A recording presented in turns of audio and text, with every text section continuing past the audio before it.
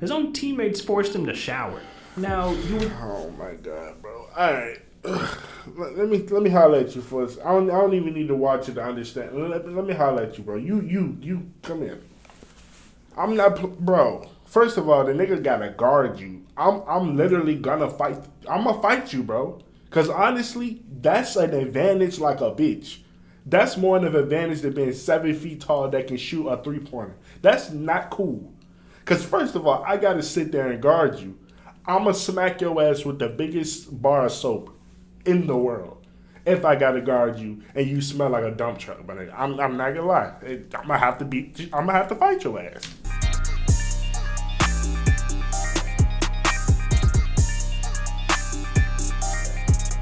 What's good, Jungle Nation? It's your boy back with another reaction video. Man, listen, y'all, we got another one here. Like I told y'all before, these have been fire. And this one, I'm actually curious to see what's going on in this one. NBA players that force rule changes. Some of them come to mind that's probably not in here. Maybe it is. Shaq. I'm pretty sure a shit ton of rules been changed because of this big ass, bro. That's just the first one to come to my mind. But listen, we're going to react to it. But listen, y'all. Like the video. Subscribe to the YouTube channel, man, for more big reactions. Let's get straight into it. I want to see this one. NBA player cheated his way into the All-Star game. All right, baby Shaq, relax. Smelled so disgusting that he cleared out an entire locker room. These are the NBA players that forced rule changes. Nothing compares to how James Harden cheated his way to over 30 points per game. It all started when a young Harden... Yo, shout out to James Harden. That man had a game last night, man. He went the fuck off. Traded from the Thunder to the Rockets. The man was a bench player at the time, only averaging 9.9 points per game. But after that trade, he became an NBA superstar, averaging 25.9 points per game. That's a 16-point increase. That's why you let your bench players play, this man. kind of You never know who the hell you got on that the short of bench. time. That's something hard to believe. So it brought a lot of skepticism to Harden. Was he cheating? Well, the NBA had some suspicions now, and let's see him. I'm ready to see. Close eye on him. And then he was caught doing the unthinkable. See, Harden's been notorious for getting to the free throw line. Okay. But during his first year in Houston, he nearly tripled his free throw attempts per game. Just to put things into perspective, people think someone like LeBron gets all the calls. But in 2012, Harden averaged 10 free throws per game, while LeBron only averaged 7. I mean, yeah, I guess that's still 7 more free throws than I got, but still, point stands. Harden got 42% more free throws than LeBron. And he would do this year. Imagine, like, really put that in perspective. Like, it's really hard to stop both of these dudes going to the paint. But LeBron is so much bigger, so he's drawing more contact than somebody like Harden that can, use his dribble to get to the rim. So he's getting by a lot of people easier. LeBron is more of a power, like, I'm going to move you out of my way to get to him. And he don't get called. You got to think, like, he's getting touched more in the paint. And James Harden's 42% more free throw attempts than him. Like, that's pretty crazy. It turned out Harden was using an overpowered move that nobody could defend. When a defender locked arms with them to force a foul call. Like, just watch this. No! Harden did a real good job. That's terrible. Your vet move. Lock his arm. Don't let him get it out of it. Hold it there, James. Yeah. Wow! He's getting foul calls. Oh no! All right. Oh I know my you can't God! see my face right now, but Josh Hart. That's how I feel, dog.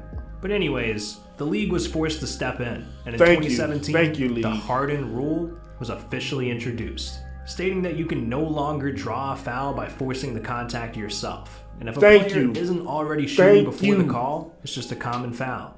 Fast forward a few years, James Harden was recently traded from the Rockets to the Nets, and during all that controversy, Harden put on enough weight to become a big man. And speaking of controversial big men, Shaquille O'Neal is as big of a deal as... yeah, but like I said, that one was, it needed to be, like, give it up for the league. That's ridiculous, buddy. You literally hooking it. Like, come on now, stop. They come. That's literally. Terrible. But I said Shaquille O'Neal was going to changed the rule because of him. It would have lost them billions of dollars. Now, obviously, during Shaq's career, his ass was nearly impossible to defend.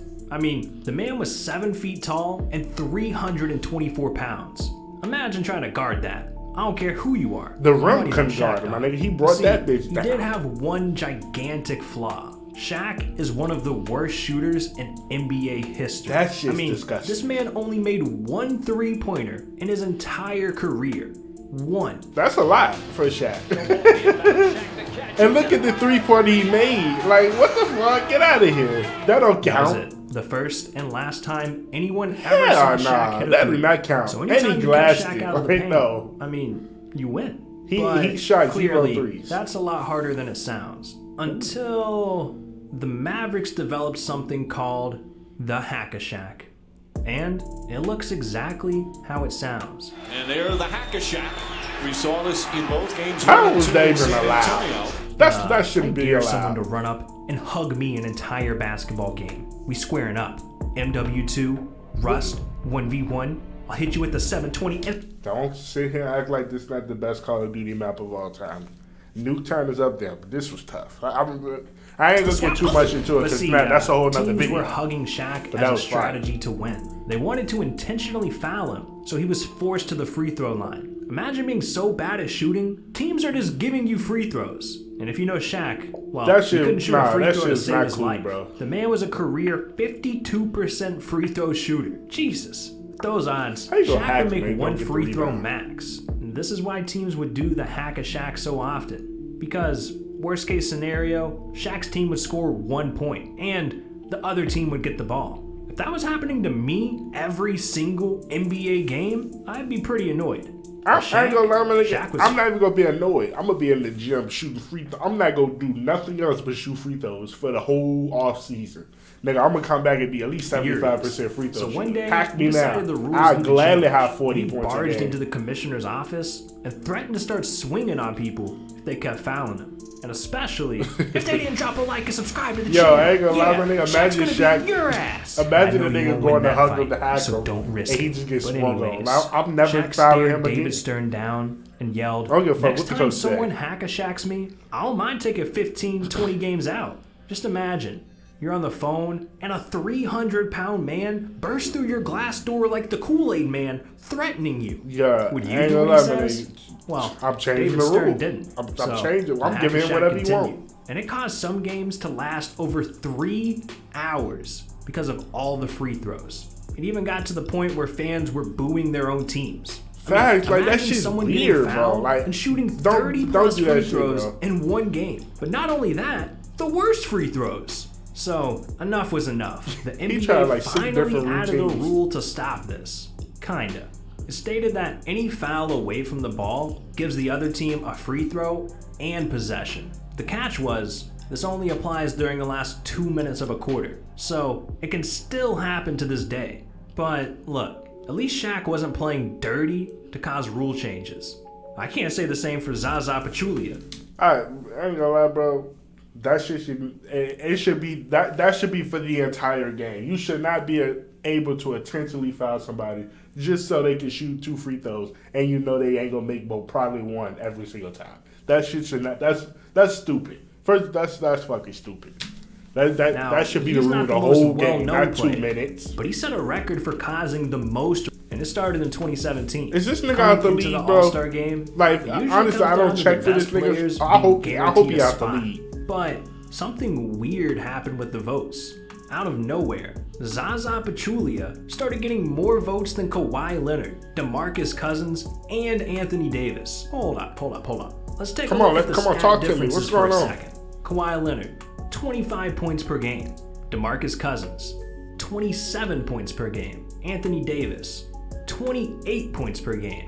And Zaza Pachulia at a small, pathetic, embarrassing 6 points per game. Get the fuck out of here. What's going on with this league, Pachulia, bro? Are you even playing? What's going on? That's what I'm saying. Like, I could score 6 points.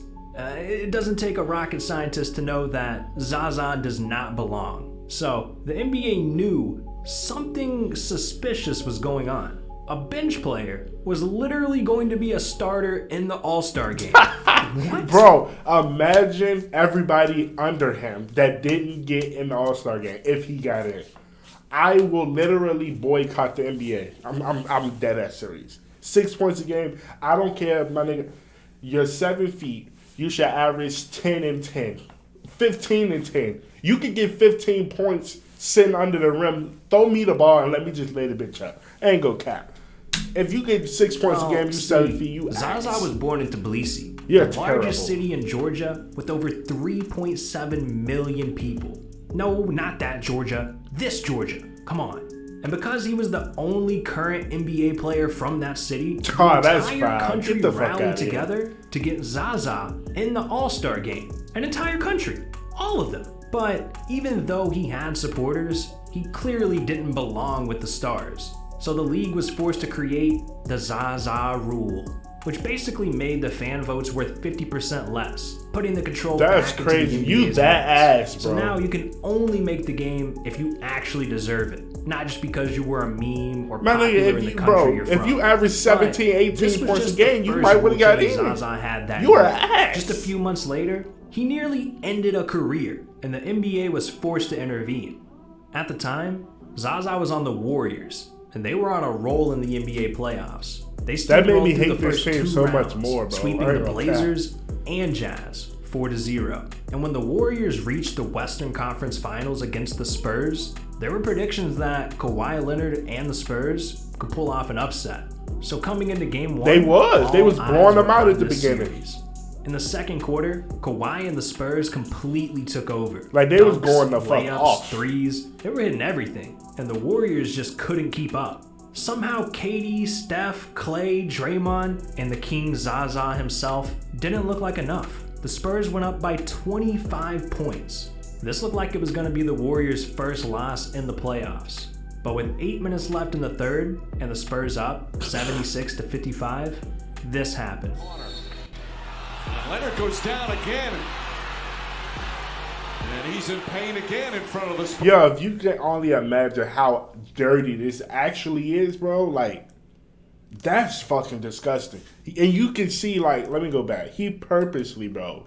Like, he purposely got up under him. He didn't jump. This nigga was tippy-toeing just to get up under him. This looked like it was going to be the Warriors' first loss in the playoffs. Bro, I got to search it. This nigga better not be on the roster, bro. I ain't gonna lie. 76-55, this happened. And Leonard goes down again. And he's in pain again in front of the Spurs. I would have shot the fadeaway, bro. I'm not gonna lie. He would have had to see me. Getting up. Look, he literally could have stopped a long time ago. All the time when you get your feet into the landing space of the shooter. Kawhi was hurt. Bad.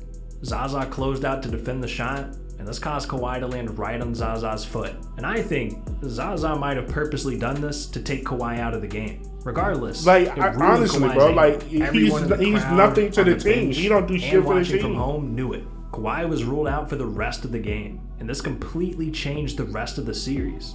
The Spurs went from being up 25 to choking the game and losing 113 to 111-0. Now, that's crazy. Was what Zaza did to Kawhi a dirty play? Well, no one except for him knows if he did it on purpose. But either way, Greg Popovich was pissed. A two-step lead with your foot closeout is not appropriate. It's dangerous.